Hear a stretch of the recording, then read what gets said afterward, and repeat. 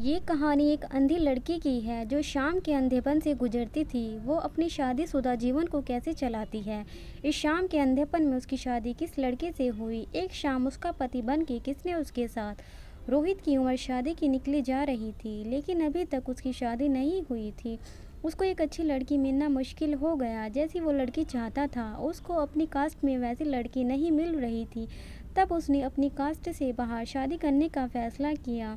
बचपन में ही उसने अपने माँ और पापा को खो दिया था और अपने रिश्तेदारों के साथ एक अलग घर में रहता था। उसके घर में और उसके घर को एक राजकुमारी की ज़रूरत थी। फिर एक दिन उसकी नज़र एक बहुत सुंदर लड़की पर पड़ी जिसका नाम सुमन था और वो एक अनाथालय स्कूल में पढ़ाती थी। वो रोहित को पहली नज़र में ही पसंद आ गई थी। अभी तक उसकी भी शादी नहीं हुई थी क्योंकि उसमें कुछ कमी थी। सुमन लड़कों के भेदभाव से थक गई थी और शादी नहीं करने का फैसला किया और अपनी नौकरी में मगन हो गई। रोहित शुरू से ही जितना हो सका था वो अनाथ बच्चों की मदद करता था। वो अनाथ का दर्द जानता था। उसको अपनी ज़रूरत से ज़्यादा पैसे मिलते थे। एक दिन जब वो अनाथ बच्चों के लिए दान करने आया तो उसने सुमन को फिर देखा। वो सुमन से कहना चाहता था और सुमन भी उसे बात करना चाहती थी, लेकिन वो शर्म के मारे कुछ भी नहीं कह सकती थी। उसको भी रोहित बहुत पसंद आ गया था। रोहित को टाइम पास करना प्यार में पसंद नहीं था। एक दिन उसने सुमन को कॉफ़ी पे बुलाया और सुमन आ गई।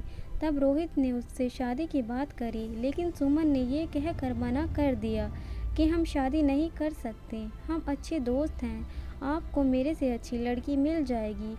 फिर ये बताकर मेरे अंदर एक कमी है। रोहित ने उसका हाथ पकड़ के कहा, प्लीज़ मना मत करो, मैं तुमसे बहुत प्यार करता हूँ। लेकिन सुमन को समझ नहीं आ रहा था अपनी कमी की पूरी बात कैसे बताए और चुपचाप उठकर चली गई।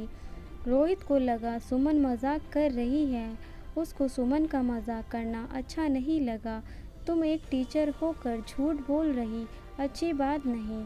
अगर मैं पसंद नहीं तो साफ बोल दो। ये अगले दिन रोहित सुमन से फिर मिला।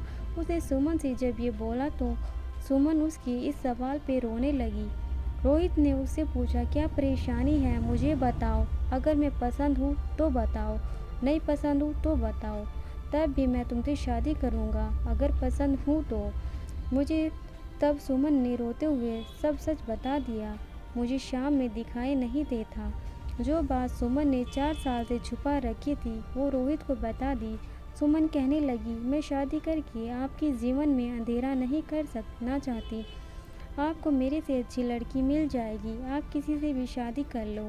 तब रोहित कहने लगा, मान जाओ सुमन, ये कोई इतनी बड़ी बीमारी नहीं है, मैं तुम्हारी रानी की तरह ख्याल रखूँगा, मान जाओ। बहुत देर के बाद सुमन ने शादी के लिए हाँ कर दी और फिर दोनों ने शादी कर ली। इसी तरह दोनों प्यार से अपनी ज़िंदगी में बहुत खुश थे।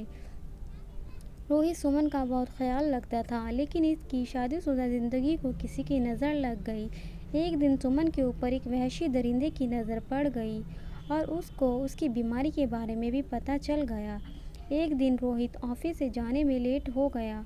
तब वो दरिंदा मौका पाकर घर में घुस आया और सुमन के यहाँ साथ वो सब करने लगा जो उसका पति रोहित करता था। और सुमन अपने शाम के अंधेपन की वजह से समझ नहीं पाई कि वो उसका पति नहीं है, कोई और है।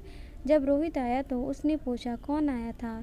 तब वो सब बात बता देती है कि आप ही तो थे, लेकिन रोहित उसको नहीं बताता कि मैं नहीं था। लेकिन सुमन समझ जाती है कि वो अपना पति समझ के किसी और के साथ क्या कर बैठी। रोहित सुमन से बहुत प्यार करता था तो कुछ नहीं कहा और उसका इलाज कराने लेकर चला गया। लेकिन कुछ दिन बाद फिर ऐसा हुआ, लेकिन इस बार सुमन समझ गई ये रोहित नहीं। उसने उस दरिंदे को कहा, मैं पानी पी कर आती हूँ, और रोहित को फ़ोन कर दिया। रोहित अपने साथ पुलिस को लेकर आ गया और फिर से दोनों की ज़िंदगी में खुशियों से भर गई।